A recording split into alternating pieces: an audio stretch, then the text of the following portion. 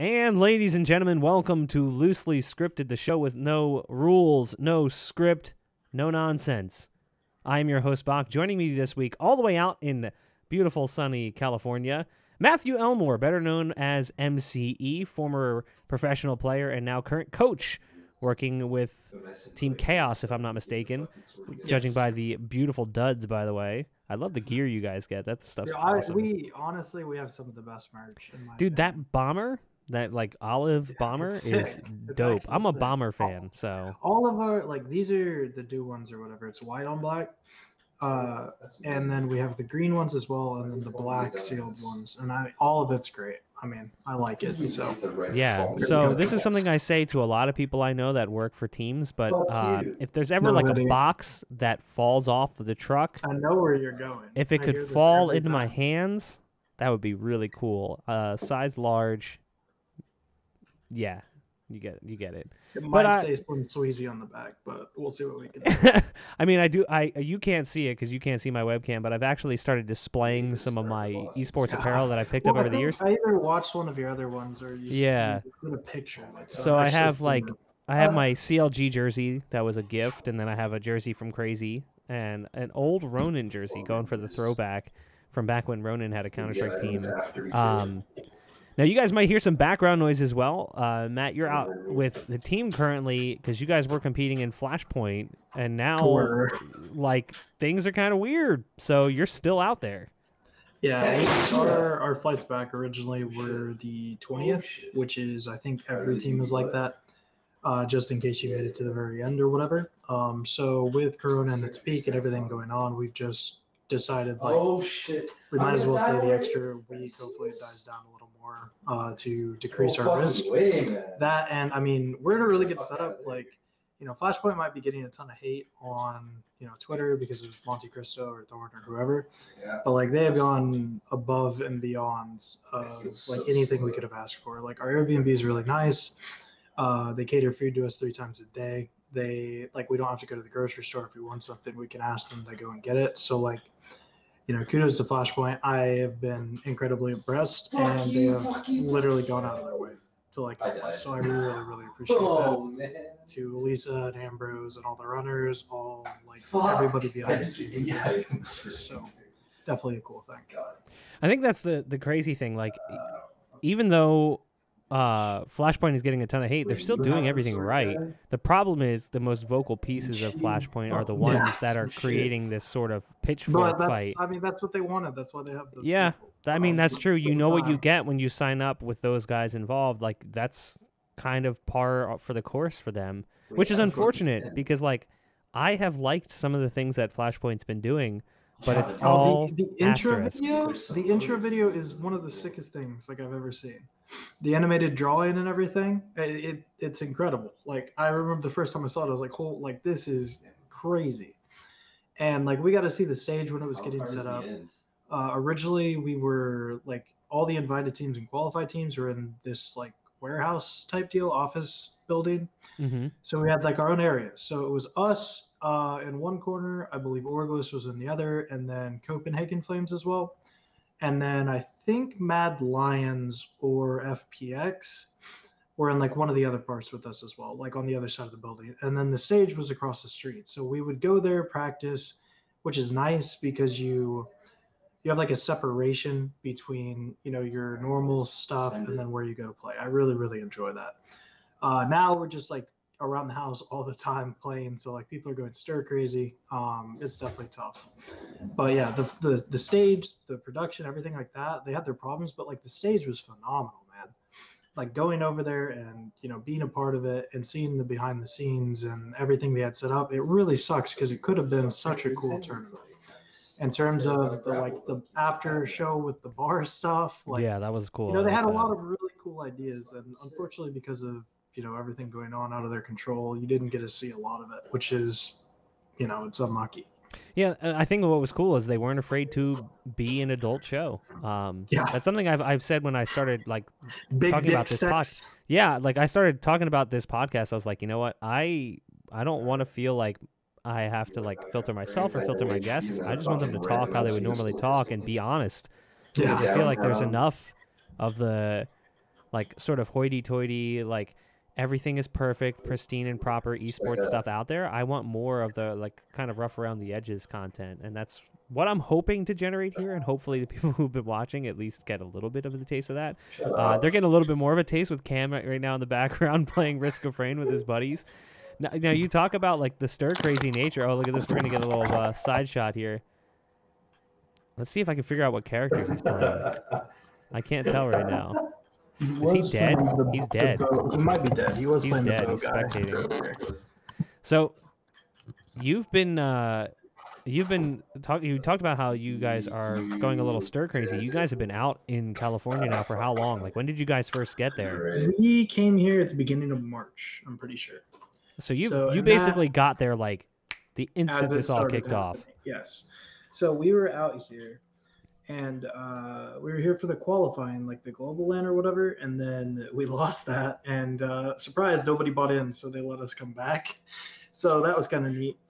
But we're like out here, and it's like the first week, nobody knows what's going on. Like everyone's kind of freaking out because there's been rumors of stuff. I have some friends that work in like the CDC that were hearing rumors about like a travel ban, and I was like, this could get bad depending on what it is. But started to read more about it, and I was like, okay, that's not near as bad as I thought it would be. I was like, they're gonna just like shut people in houses, like you're not allowed to leave, but it's like restricting travel as much as you can. Like LA right now, I'm pretty sure you have to wear masks to be outside.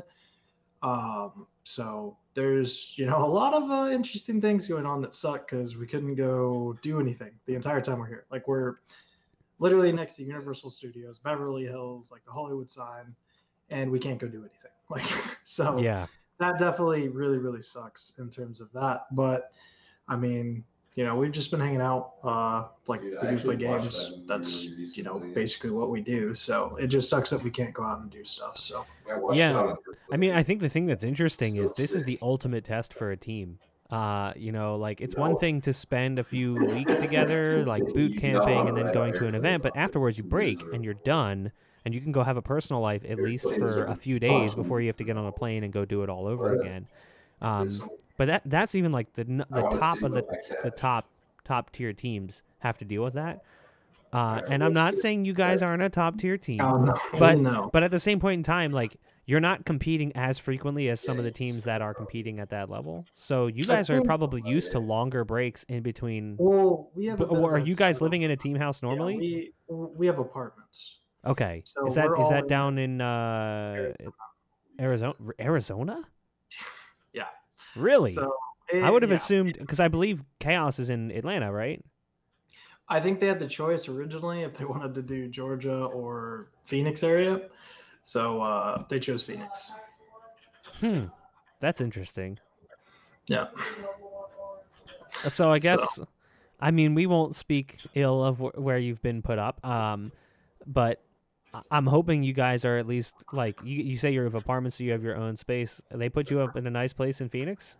We are, man, Chaos takes care of us, like, yeah. really, really, really well.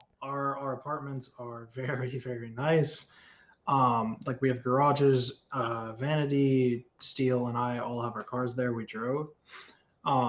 So we have, like, transportation, we have garages. Our apartments, like they're really, really nice. It's one of the nicer places I've lived, and I've lived in some pretty nice apartments in Denver and whatever.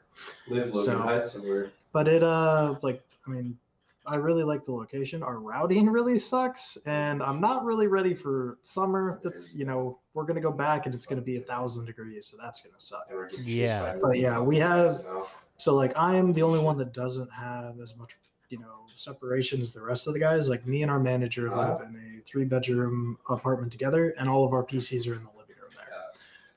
So everyone comes to our apartment to play for the day or whatever, and then when they go home or whatnot, they have apartments to themselves. They'll have a 2-bedroom, 2-bath apartment, and they share it with someone. Like Owen and Vanity were together, Ben and Cam were together, and then Josh and his wife.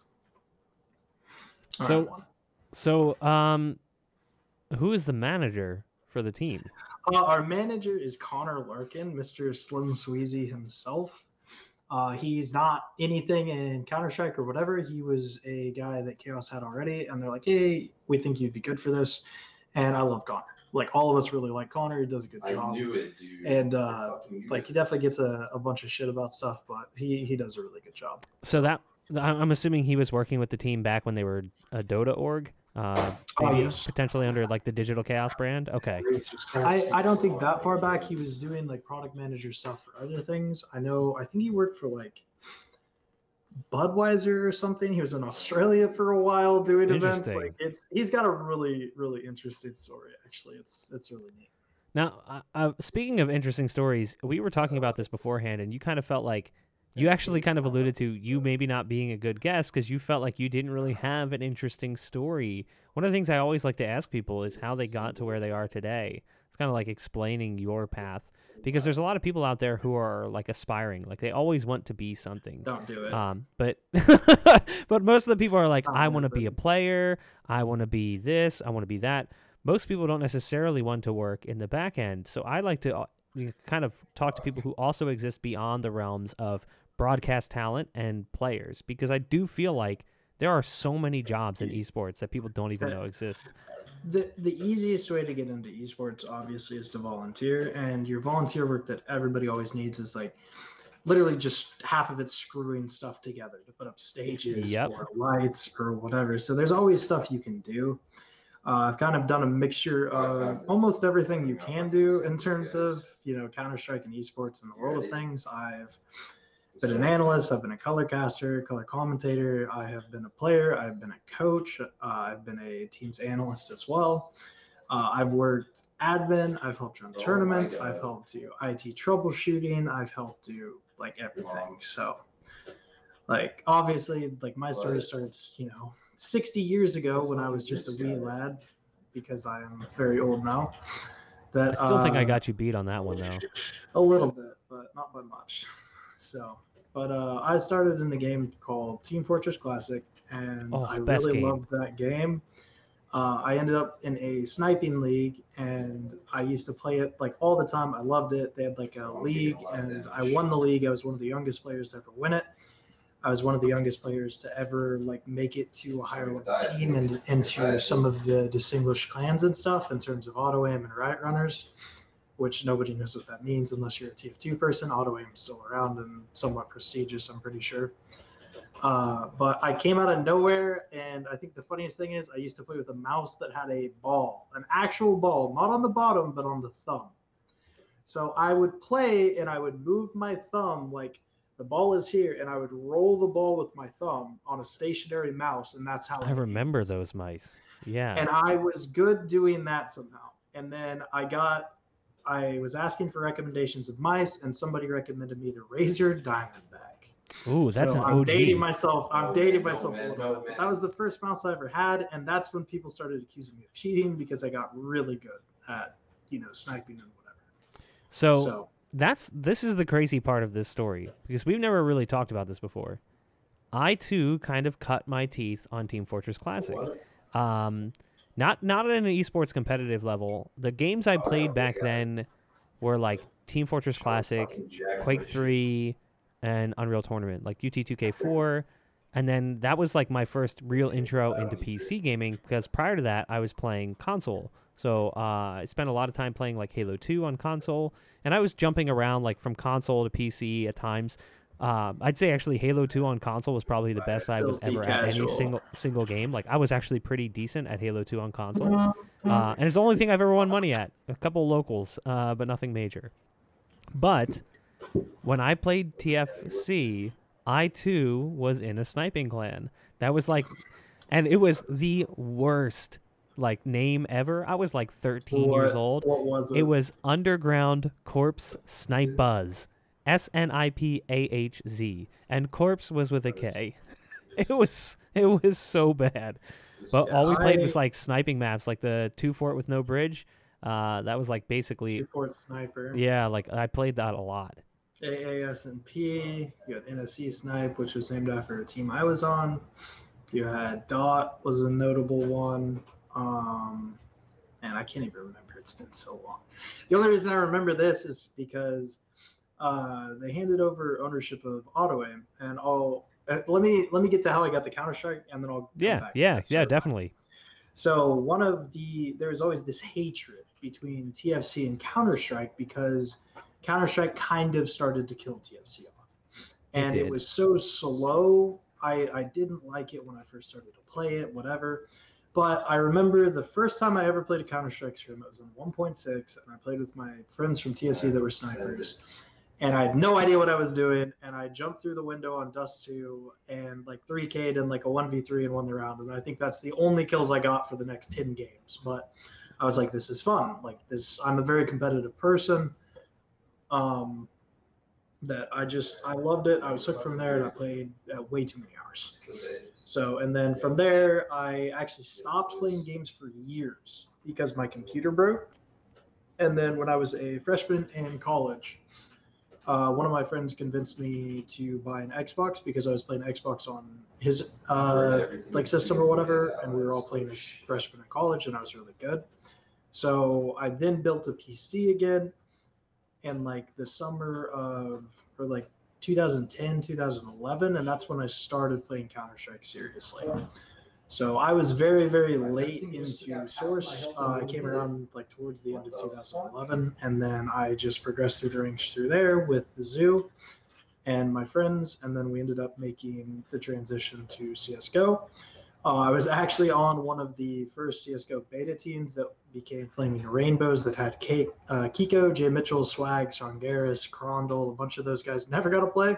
Played one game, did terrible. We won in overtime against Gosu, and I think our team ended up getting first or second in days that season. But I was nobody. I was really bad, and I didn't want to play Go. And then we eventually all moved over, made the roster with the Zoo, qualified for Premier the first time around, got cut, and then did it again and got cut, and then did it again and won it finally with Soar. So yeah, you kind of had the same luck as Hades. I remember Hades made Pro League like 2 seasons in a row, and both seasons got cut. Like right when they made it into Invite, they got cut after farming Pro League. And I'm sure it wasn't exactly a fun experience to go through that. Now you're saying you didn't really play 1.6 at a competitive level. You came in at the Source era, so you didn't really have like that whole Source or 1.6 is better. I guess you would. Most people were saying 1.6 was better than Go. I don't think a lot of people were saying Source was better than Go. I think they kind of just jumped right in. Only Source players that, I think would like argue that.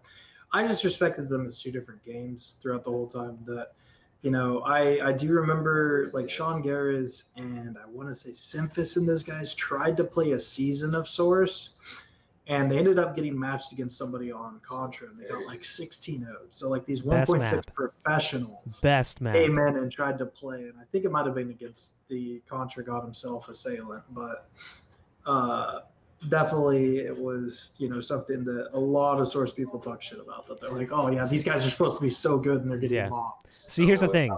I too was a Source player. I played 1.6 super casually. I actually played in a 24/7 militia server. It was that casual. But Source was where I really took competing to an extreme. But I never really competed in League. I just played on scrim teams. So that was what my extent of competitive play in Source. I still will argue that Source was the best Counter-Strike because I loved Source. That Source Deagle was a laser beam. Here's the thing. TMP is what I miss the most. Yeah, I mean the TMP was fun. I just miss the fact that you could just dome people. Tap shooting in Source was amazing compared to other Counter-Strikes, I'd say. I just have a certain love and affection for Source, and Contra as a result is probably one of my favorite maps. I'd say it's Contra season and. I don't love the Source version of Mill, but it's still a map that I have a lot of love for because the Source version added that weird back hallway into the B site, which made no sense.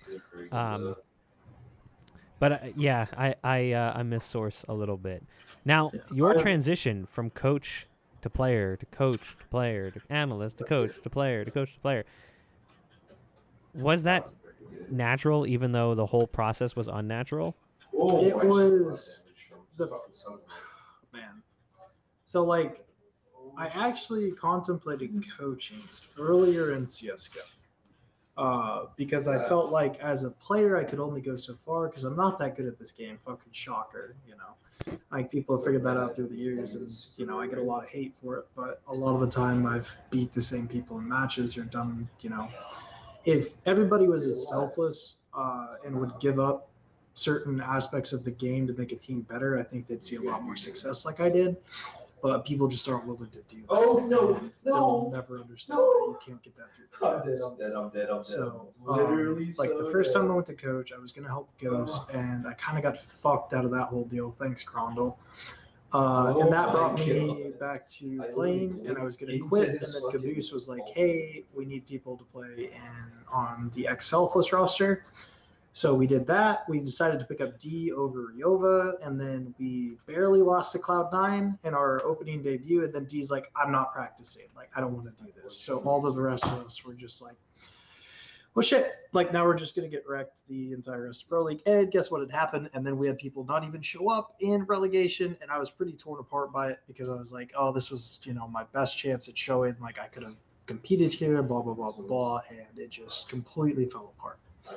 So ZQK was on that roster, and I hold Kaio in extremely high regards. I mean, the dude's playing with 180 ping. He never rages, and he was a pretty good IGL. So I learned a lot from Kaio in my short time playing with him. A ton of respect, and he kind of talked me off the cliff. He was like, you're going to get another chance. Like, if you keep working, you're going to get your shot. And so I was like, okay, I'll try.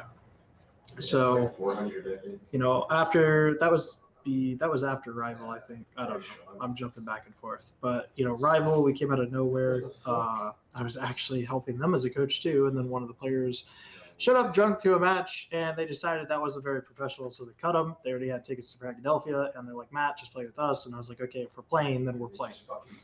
So, and then we started doing really well. We started beating teams in tournaments. We almost qualified for the minor. And if they hadn't added Nuke in the last second, I probably would have got to play a minor. So, but went from there and then went to another team as kind of it was sore with the Ghost thing because I was going to leave the roster I was on to coach Ghost, cause IBOTM and Snakes to go to Broken Alliance at the time. And so I came back, didn't have a team, and I was like, oh, fuck it, I'll just ride the bench with you guys. I don't really care anymore. So I ended up on that roster. Helped call with them in main playoffs because at the time the IGL just kind of fell apart. And I was like, I got you. I'll just call the rest of it. We won out. They won main that season, and then they wanted to cut MOT. And I told them, this is a horrible idea. I don't think this is a good idea. You're at least going to sleep on it. And they didn't sleep on it because they're a bunch of 16-year-old kids. They cut Ian that night, and they're like, and I got a lot of hate for that from the community, even though I had nothing to do with it. And then, the Sora roster was born with Exceed, Snakes, Grim, myself, and everyone kind of knows that story. Came out of nowhere, did really well, put the hard work in, made it to MGL land, beat Rise Nation, got picked up by Dignitas, which you were actually the first person that told me about that. You're like, hey, Dig wants to talk to you guys, and we were just like, wait, what just happened? But the funniest part of that is we were almost Evil Geniuses. We're almost Optic Academy, Renegade Academy, Alliance. Ronin actually gave us a pretty good offer. SOAR matched our offers, but ultimately we went Dignitas. We picked up a coach that should have never happened. And everything kind of went downhill from there. And I kind of had an offer from Rogue sitting there because I'd helped them in New York when they were doing relegation. And Casper basically told me, if you, for whatever reason, want to coach, hit me up. And then after I got cut and everything, I was like, I might as well try this.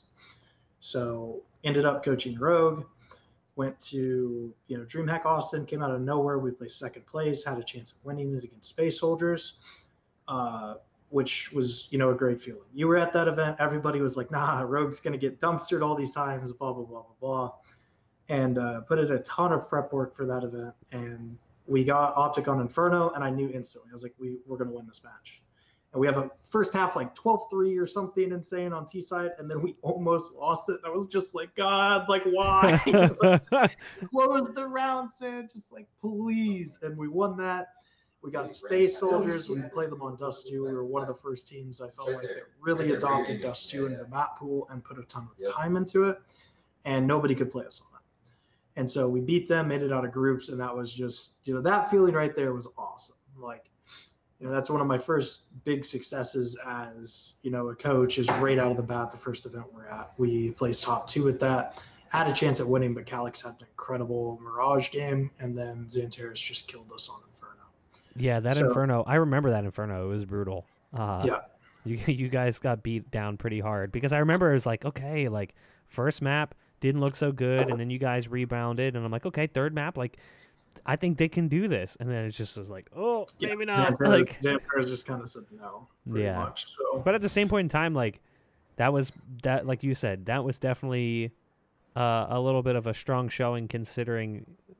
Yeah, and shout out that Twitch party. That was a great Twitch party. That was the Twitch party at what is it, Maggie Mays in downtown Austin. And what was it, CX of Ice Poseidon's crew tried climbing over the roof. Do you remember this? Yes, to get in. For those of you that don't know, there was a major issue with Ice Poseidon and his squad of cronies. Austin, just in general. Yeah, so at one point, one of them snuck on stage during a live match and grabbed the trophy and was live streaming from his phone, and he's like screaming, "I'm the champion! I'm the champion! I'm the champion!" And he had to get like dragged out by.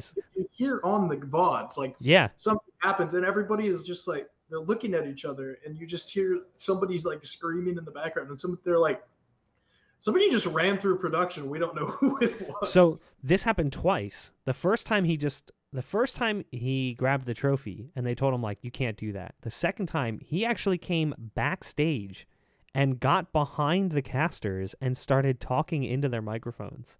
Yeah. And I remember our producer, Adam, this is the first time I'd ever worked with DreamHack. So I'm like, this is not exactly normal, right? Like, you see that old clip of Thorn from back in the day where the kid just walked up with a microphone and put it to his mouth during a desk segment. I'm like, hopefully this is not just what I should expect. And it wasn't. Adam, like, grabbed the kid and dragged him out. And then, of course... Security, like, you couldn't get backstage without the passes. Oh, yeah, they made it... It was a big deal after that. See, this is all pre-Jacksonville. Pre what happened in Jacksonville, everything was a lot different then. Like, there was security, but it wasn't as amplified. It wasn't near as tight as. And then Jackson, that happened while we were at, I think, either the minor in London for Face It or the major qualifier, major challenger stage in Face It. I know it happened when I was at one of those. I'm pretty sure. So we came back from Austin. Man, did we boot camp before? We boot camped in Vegas for like 10 days or something, and it was either before Austin or after. I don't really remember. I think it was before. Pretty sure it was before. And the best part was we switched out GMD. I did not want to switch GMD for Ricky. Oh, Anthony is. And I love Anthony to death. I love that kid. I didn't think it was the right move to switch Ricky. Obviously, it worked for a time, which I'll get back to. But like, we were going to just like change how we were playing entirely for the tournament. And we're like, Ricky, we're going to give you the spots you want, et cetera, et cetera. And we were getting fucking killed. It wasn't even close. We were getting like 25-5'd in practice. It was bad. And so we're like, okay, fuck that, scrap it. We'll do it afterwards when we have more time. You're just going to play all of GMG spots. And then we just started instantly winning again. Came into the tournament, obviously did well. And then we go to, Face It Minor, which was qualifying for that was huge. I was super excited. I don't care if anyone else thinks it's small or whatever. That's like an awesome moment. Like, as a grassroots kid that came up and like helped develop the Midwest scene for, LAN tournaments, the first tournaments I went to didn't even have prize money at, like going to Net War in Omaha where they give out prizes and we were supposed to get trophies, never got trophies. The building that did it burned down, like just crazy shit throughout the beginning of my career. And then getting to go to a minor. That was the one goal I had as a player that I never got to accomplish. And the fact that I had to go to a major challenger stage was definitely made up for that. Yeah, and you guys obviously didn't have much success there. I think what do you mean? You made it. By today's standards, if the rules were the same, we would have won the Americas minor. I feel like you can't say we didn't do well. And then I'm looking at the stats right now. You went 1-3. No, in the major challenger stage. Yeah, that's what I'm referring to. At the minor, we got second to even Yeah, make it with yeah. a huge title. And then if you go back and look, we played Astralis, which we blew a 13-5 lead against them. And then we played Spirit, which was, a nightmare matchup for us. Their map pool and everything, they're just, it was a bad matchup. And like, I can see teams that my teams are going to struggle against when I start doing prep work. And I was watching Spirit and I was like, yikes, this might not be good for us. Obviously, it wasn't. I felt like we didn't show up. We got killed. They played really well. And then we got North, and we were really prepared to play North. Yeah, it was a close game. Again, we had a huge lead. Again on Inferno, and again we fucking blew the lead. And so that was really, really tough. I still say if we would have beat Astralis, we would have made it out of our group 3-0 because we were playing really, really good Counter-Strike. We had boot camped in Denmark before that, which was amazing. Shout out to Campus Viola and Mither, who used to be the North coach. He was the coach at the academy. So they hooked us up really, really well. And Rogue really took care of us as well. I've been really lucky to play for great orgs throughout my entire career. But Campus Violet, sick, place we got to play at, really prepared us. And I really feel like if we had beat Astralis, we probably played NIP and we made it out of our group 3-0. So we would have had a chance to do what Complexity did, but Complexity was a better team than we were. So do you feel like you've had any negative experiences with orgs? Because you say you've had a bunch of positive experiences. Honestly, I really haven't. I've been very lucky. The Sora fiasco a little bit, but that was more of a misunderstanding. But, the first real org I played for, I think, was Rival or Incursion. Kind of. It wasn't really an org. It was just, Mischief paying us. Mischief's org. I forgot about that. So that was like my first time in the spotlight, CEVO Pro tournament, CEVO Pro placement, playing really well on that. And then Rival or Set to Destroy. I got picked up by Set to Destroy first when I was playing with Nick and Torque and Maka, Banks, Reki. Reki. We became Rival, got picked up by Rival. I still have a great relationship with those guys. I talk to Tyler and Curtis, who are the owners, every now and then. I actually ran into Tyler at DreamHack Atlanta on Triumph, which was a cool moment. But, went from them to Set to Destroy. And obviously the Lazarus, when they rebranded, people said they had issues with them. I never had any problems with them. So I can't speak naysay on that. Went from there to Soar. The whole thing with Soar was Optic wanted to pick us up as an academy team. Optic needed 3 months because they had just got Freiburg, HS, and all those guys in. So we found an org that would give us a short-term contract. Soar agreed to let us have a 3-month contract, and we took, a lot less money. Renegades also looked at us as an academy team as well, and then they made the ruling that academy teams could not play at teams or tournaments that their teams were invited or qualified to. So that kind of killed the academy team in Counter-Strike instantly when that happened. So we went back to the drawing board to find an org. We were just going to stay with SOAR. And then we made Pro League, got approached by a bunch of people, and then the whole fiasco where SOAR was trying to use the roster and kick us off and whatever because Dignitas wanted to buy us. Et cetera, et cetera. So, but that was apparently a big misunderstanding is what they keep saying. I still talk to Mac. I still talk to Crude from SOAR. So, it's water under the bridge. I feel bad because we did cost them a lot of money. But, that's how it goes sometimes. And then Dignitas, obviously, they took care of us in ways more than they should. Rogue, after that, great organization. Triumph, they tried really hard. I like those guys a lot. And then now on Chaos, it's very nice. So, your kind of transition between coach and analyst. What's the difference between those two positions? Because people hear those and they don't necessarily know which one does what. Tomato. I mean, I can't speak for other coaches because I've never had one. I kind of do both jobs in terms of I book our practices. I try to schedule things and help with stuff. I identify mistakes while we're playing in practice, bring them up and try to fix them. Come up with new ideas, design strats with Steel now to try to help, and Gideon in the past. And then I do all of our analytical work as well. So I'm kind of doing a bit more than what a normal coach would, I feel like. But part of that's I don't think other people's work is as good as mine sometimes. And I trust myself to notice things. And it's easier as an analyst if you know the system that's in place, because I can look at a team and be like, the way they run this is going to fuck with our banana control. So we need to identify and just show this so that they're aware of how they do it, so we're ready.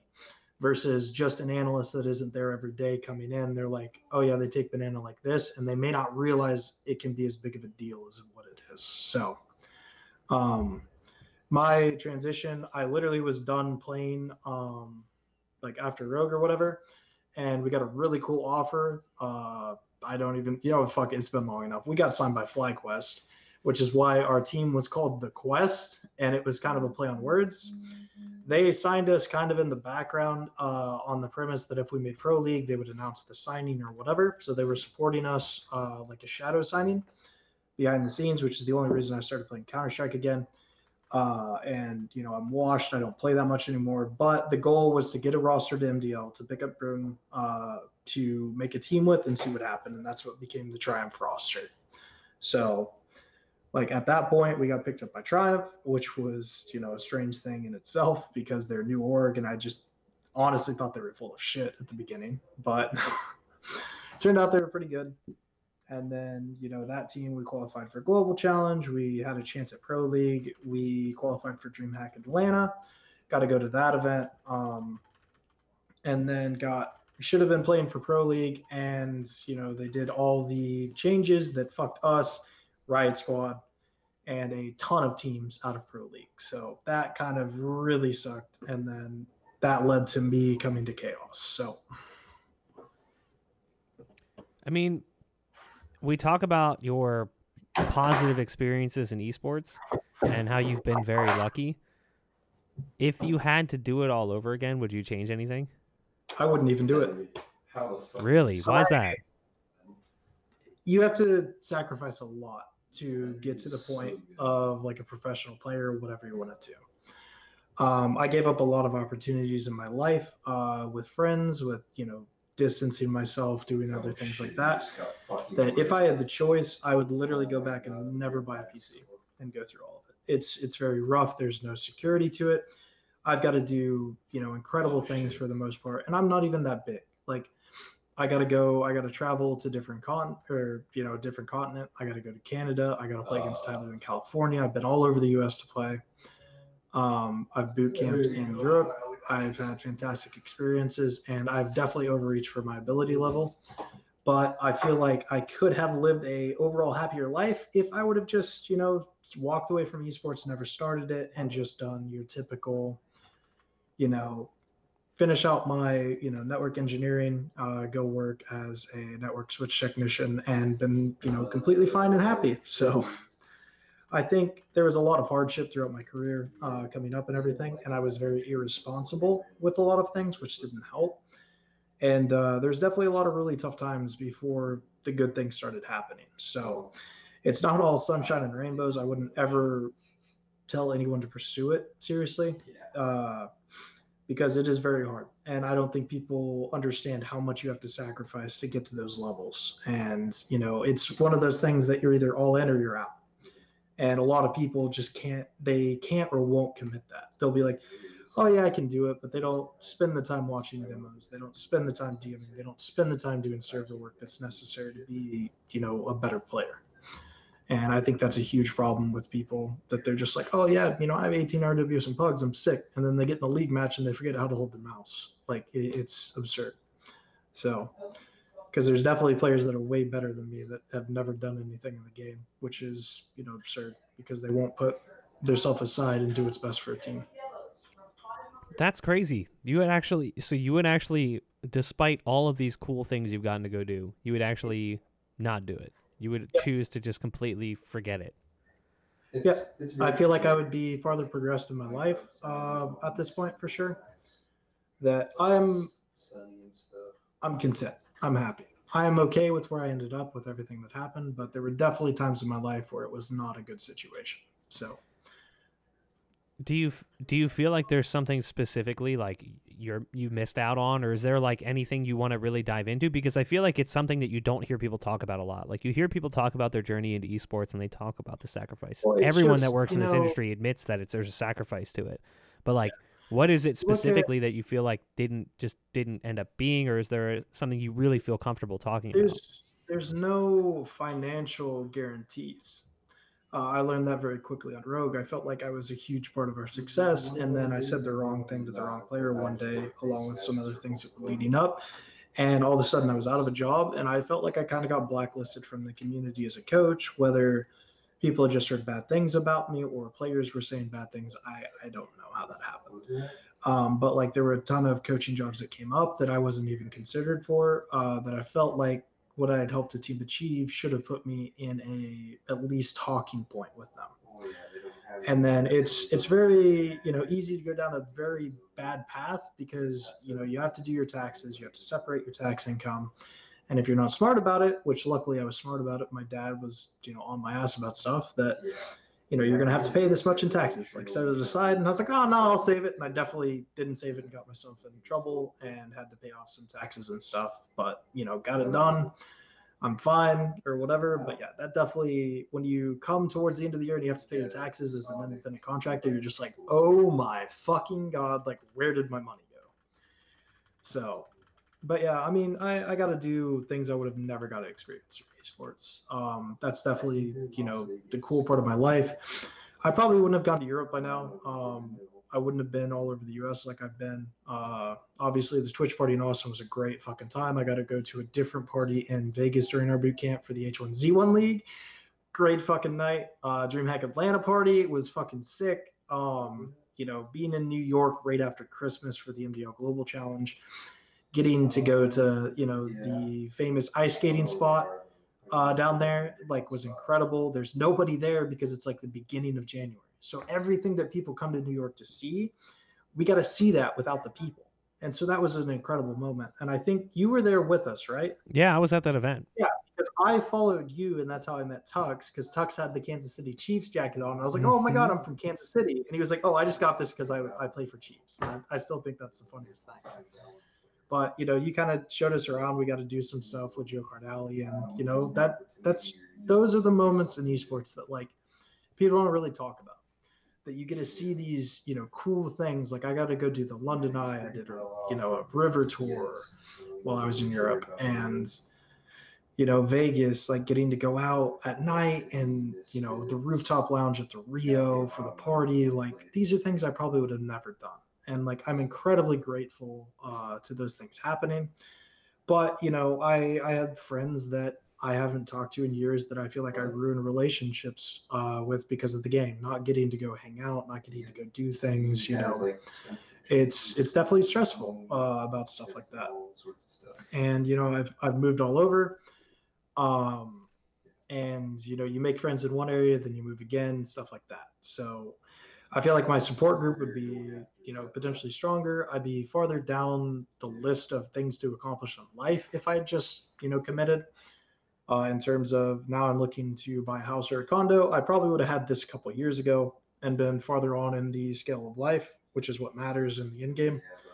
But like, I'm a very unique circumstance that I feel like I have accomplished the things that I wanted to accomplish. I can walk away from Counter-Strike at this point and be content. And I don't think a lot of people can do that. Well, I mean, here's one thing I'll say too. Part of the journey is getting there. So it doesn't matter, whether you buy a house when you're 21 or you buy a house when you're 51. Like the journey was part of the whole process. Is how you got there is not really what matters. I think that I come from a little bit of a unique experience because a lot of people that work in the esports industry started really young and didn't really do anything but focus on their career or focus on the esports industry as a whole. I was married and had kids before I got into this industry. So I had already like kind of staked out that territory, and then I came back to something I was always passionate about.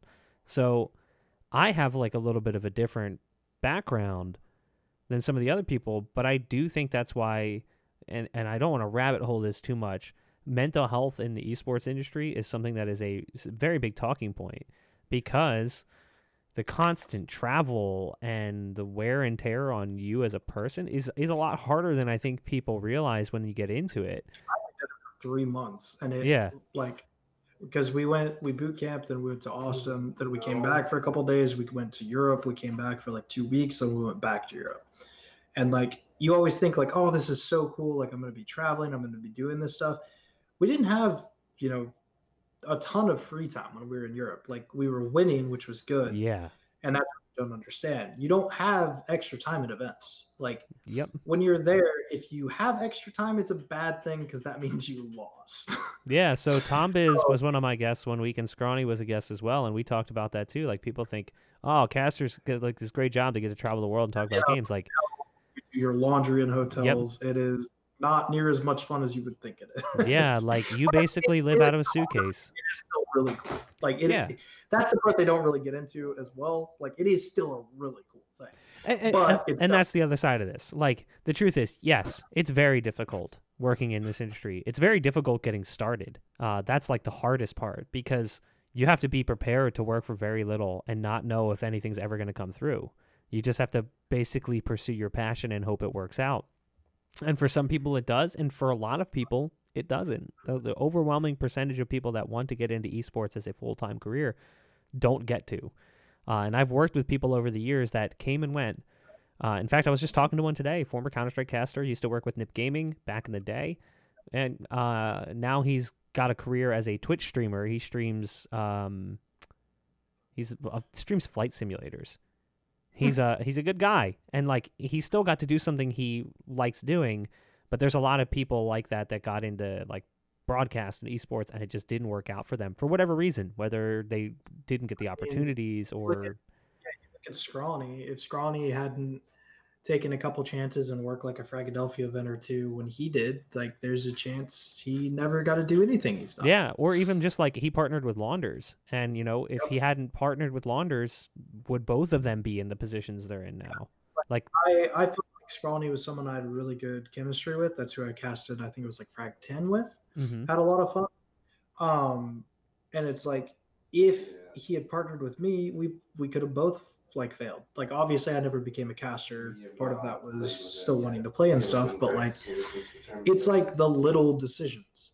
Yeah. There's like, qualified for a minor on Rival, and if we had qualified for the minor and I would have played well on LAN, there's a chance I could have an offer from that, but instead we failed. We went to Philadelphia and I played well. But like, it is the smallest decisions that you wouldn't even think would matter sometimes that come down the road to like haunt you. Like, you could literally meet some dude in a pug and just like talk shit to him, and that guy has your name stuck in his head. That he's like, anytime he hears Stewie 2K, he's like, oh, that guy just talks shit to me in pugs all the time. Obviously, it worked out for Stewie because he's insane, but like, it's so easy to ruin chances you get. Oh yeah, I mean, there's tons of cautionary tales of people who destroyed their brand overnight. I don't want to drag his name through the mud. I know what you're gonna say. So the truth is, Corey, I love you, brother. You've definitely changed from the days of what got you into trouble. But early on, when I was casting a lot with a caster whose name is Mega Man, and Corey and I did a lot of work together. Corey is a fantastic caster. He is very good. He's got a good voice, great pacing, understands how to use his voice very well. Unfortunately, there was a clip of Corey from his stream that picked up a lot of steam of him accusing the people of stream sniping and cheating, and whether or not that's true is irrelevant. That doesn't matter. But then it started to develop this sort of brand for him that was not appealing to people. And people would post stuff on Reddit, and it would be like, isn't this the guy that did blank? And even though that may or may not have been something that derailed his career or made it difficult for him to find gigs, it was definitely a factor in the background, to the extent that even I was like, does it hurt me personally to work with him? And I don't want to ever like be like, I'm not gonna work with this guy anymore because he's hurting my chances. It wasn't really about that. In my head, I was just like, I wonder if that's something that is going on, or if I just suck at my job and I'm not getting gigs because I'm not that good. And the truth is, now that I look back, I realize I honestly don't think I was that good. As a caster, I never really felt like I was great. I felt like it was okay, but it was fun, so I continued to do it. I feel like I found my home more as a host, and I do better at that. I don't think you were a bad caster by any means, but I think you excel at being a host. Yeah, see, like I feel like I actually feel confident as a host, which is, I'm not a very confident person, so to say that is something in and of itself. Now, I would love to keep talking, but I feel like we really hit some really good talking points. Yeah, I kind of just rambled. So no, but at the same, like, but seriously, I feel like we touched on a topic that not enough people talk about, and that's that esports is hard. It's a fun job. It's very rewarding because you get to do some very cool things. It's definitely moments. You're gonna go through long spots of your career where it's like you're not gonna get recognized. Like as a coach on Rogue, I still don't think people knew I coached Rogue. Yeah. Like I'm kind of still salty about some of the stuff that happened, but like it, you get over it. It's part of like, it's a pride thing. It's like if my team does well, I do well, and so you have to work through it. But it's the same like when you start as an admin, as a local, just like worker. Like you have to get in and do the work, and then hope for the best at that point. You want to be nice to people, be yourself. Like all these admins and stuff, I've met some of these guys at the Face It Minor and Major, whatever, that are working Flashpoint. And I love these guys. Like you see them all the time. Like shout out Matt, shout out Claudia, all the people that, work behind great the admins. Scenes, Roll. I mean, there's so many people, and they're just fantastic people. And I encourage you to try to get to know them is the biggest thing. Go help, Fragodelphia. They always need people to set up chairs, to do stuff, and it can lead to greater things down the road. So, like definitely your grassroots level, get in if you want to start. That's a great way to get into esports. And then as far as a player or a coach or whatever, like good fucking luck. Yeah, it's really hard. Start practicing Valorant. So. All right, Matt, thank you so much for joining me on the show this week. Really appreciate you taking time to talk with me. No problem, Mark. Have a good one. All right, take care, guys. Hope to see you guys in the next video.